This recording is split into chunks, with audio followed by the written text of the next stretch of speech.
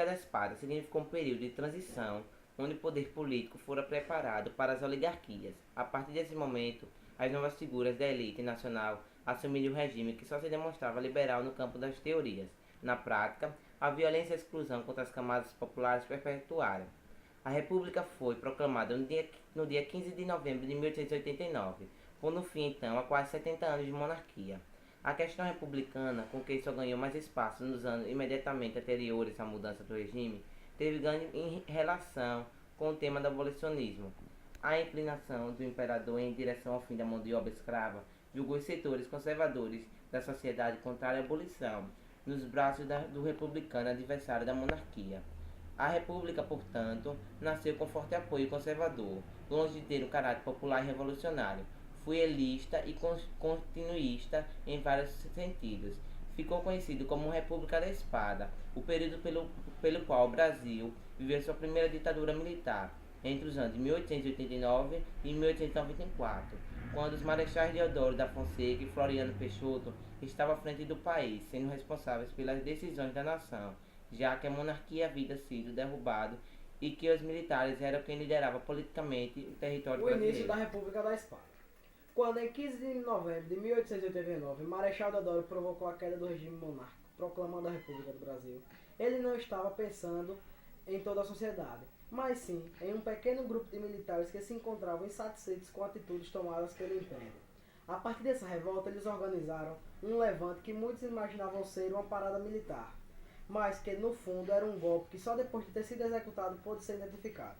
Sem ter como resistir nem mais o que fazer, Dom Pedro II se viu obrigado a entregar o poder nas mãos de um golpe de Estado, que o atacou sem que nem ele nem ninguém mais se esperasse. Esse foi um período que para o Brasil representou as tomadas de decisões.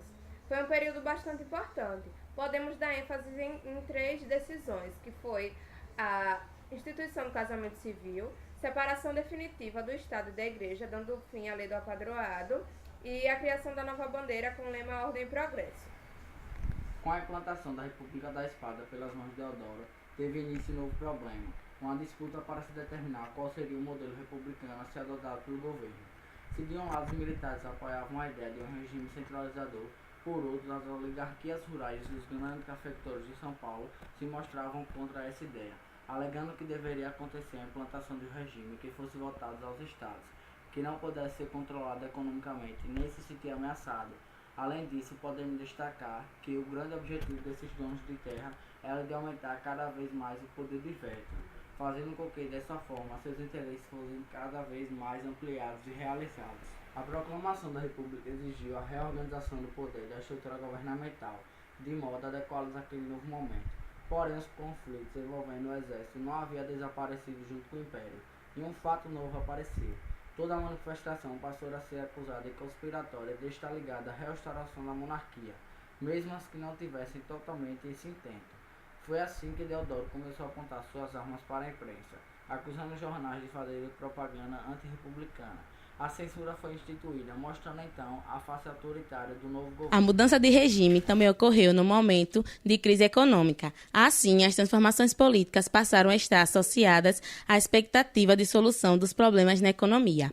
Rui Barbosa, primeiro-ministro da Fazenda do período, lançou uma política econômica que ficaria conhecida como encilhamento. Essa política de incentivo à emissão de papel-moeda, a fim de equacionar a falta de dinheiro para pagar a massa de assalariados e, ao mesmo tempo, viabilizar o processo de industrialização, acabou levando o país a uma crise sem precedentes. Inflação, empresas quebradas, investidores falidos marcaram aquele momento. A possibilidade de Deodoro concorrer às eleições foi motivo de grave tensão, visto que a sua derrota levaria ele a aplicar um golpe no governo, podendo até restaurar a monarquia, da qual Deodoro era ferrenho adversário.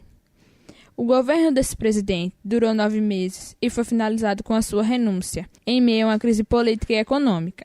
A política do encilhamento havia dado errado e isso havia feito com que Deodoro perdesse quase todo o seu apoio político.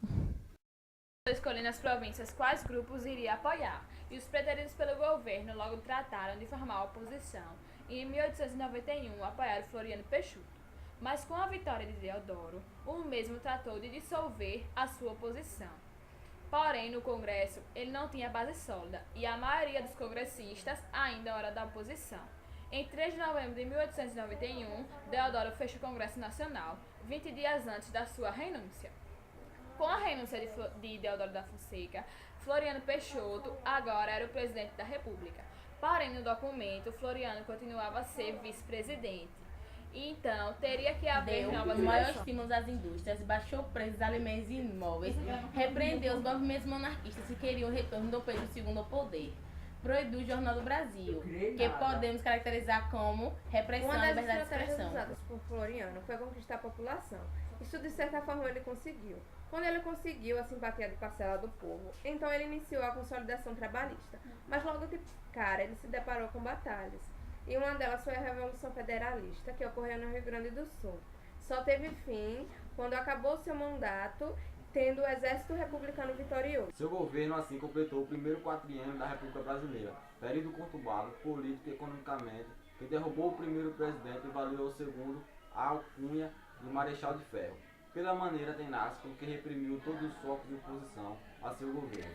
Porém, a República da Espada não resistiu ao grande poder político dos barões do café de São Paulo e dos pecuaristas de Minas Gerais, que deram início a uma nova fase de história política do Brasil, que ficou intitulada como a República do Café com Leite, em decorrência dos inúmeros acordos existentes entre os dois estados.